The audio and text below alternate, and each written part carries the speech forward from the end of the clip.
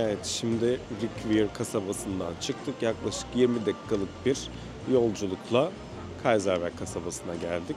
Burası da yine aynı şekilde Orta Çağ'dan kalma çok güzel evleri ve buranın bir avantajı daha var. Böyle şehrin tam ortasından dere akıyor. Yine burası da ışıl ışıl evleriyle birlikte kendinizi yine bir masal dünyasında hissedebileceğiniz gerçekten çok güzel bir yer.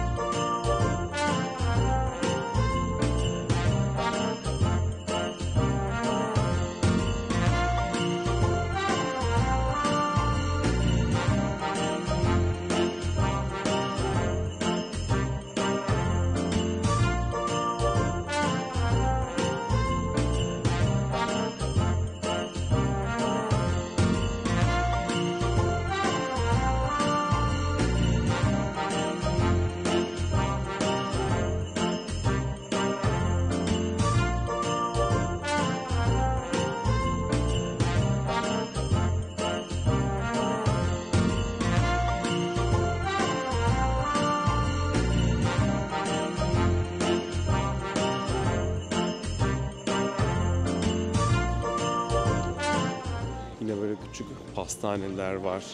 İşte buranın Alsas pizzalarını deneyebileceğiniz yerler var. Şarapları yine deneyimleyebileceğiniz yerler var. Hediyelik eşyalar alabileceğiniz yerler var. Burası diğer tarafa göre biraz daha büyük. Bir de herkesin elinde köpek var. Gerçekten herkes bir köpeğiyle dışarıda geziyor sakin sakin. Şu an ben de sizlerle birlikte ara sokaklarını geziyoruz buranın. Sabah otelde güzel kahvaltı yaptık. O yüzden böyle canımız bir şey istemiyor, bir şey de çekmiyor. Yani çok tatlı tatlı şeyler var. Sabah sabah da o kadar tatlı şeyler yemek istemiyoruz. Büyük ihtimal akşamı daha güzel olacak. Işıl ışıl olacağı için. Buradan sonra da diğer durağımız Kolmar. Kolmar'a devam edeceğiz buradan da. Zaten hepsi birbirine çok yakın mesafedeler. İşte dediğim gibi 20 dakikalık bir süreyle Kaiserberg'e geldik. Buradan yine yaklaşık bir yarım saatlik yolculuk sonucunda da Kolmar'a götüreceğiz. Asıl önemli olan Kolmar'da tabii ki de. Özellikle hani Christmas zamanı biliyorsunuz ki Kolmar'da adım atılmıyor. Benim için benim bir yeri sevmem için gerçekten ışıl ışıl olması gerekiyor galiba. Şöyle anlatayım size. Bayılıyorum böyle ışıl ışıl olan şeylere. Böyle süslemelere bayılıyorum diyeyim size. Her yeri süslesinler böyle. Çok seviyorum. Bu arada en büyük hani görmek istediğim yerlerden birkaç tanesi burada. İşte Kolmar vardı. Kaiserberg'i merak ediyordum. Bir de önümüzdeki ayın başında aslında kuzey ışıklarına gidiyoruz. Bunu da bu videoyla size buradan duyurmuş olayım. O yüzden kanalımı takip edip beni izlemeye devam edin arkadaşlar. Çünkü daha çok gezilerimiz olacak sizlerle birlikte. Umarım sizler de seviyorsunuzdur. Böyle gittiğim, gezdiğim yerleri size de göstermeye bayılıyorum gerçekten.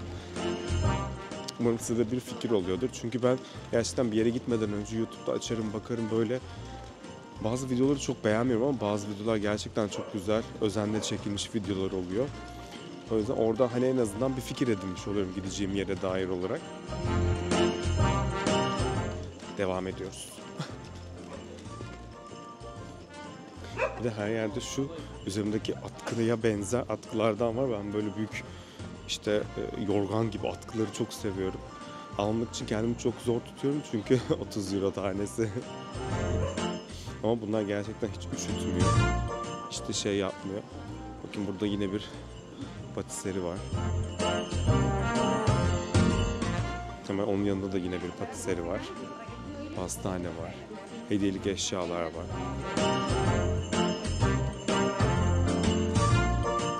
Bir de buranın patatesi meşhur biliyorsunuz ki. Patates kızartması, işte böyle yuvarlak yuvarlak fişi şeklinde kesilmiş patates tava dediğimiz şeylerden de satıyorlar. Böyle üzeri peynir soslu. Onlardan da deneyebilirsiniz. Ama bana sabah ağır geleceği için, yani peynir kokusunu çok sevemediğim için, o yüzden dedim ki denemeyelim. Ama aklınızda bulunsun sizin de. Böyle bir şey eğer gelirseniz bunları burada deneyebilirsiniz. Zaten her yerde satılıyor, görürsünüz mutlaka.